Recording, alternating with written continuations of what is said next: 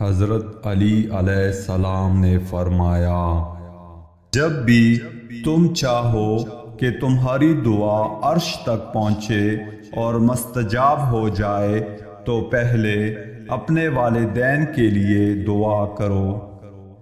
صبح کی نیند انسان کے ارادوں کو کمزور کرتی ہیں۔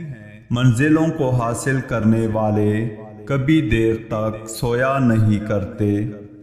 تمہاری نیت کی پیمائش اس وقت ہوتی ہے جب تم کسی ایسے شخص کے ساتھ بھلائی کرو جو تمہیں کچھ بھی نہیں دے سکتا۔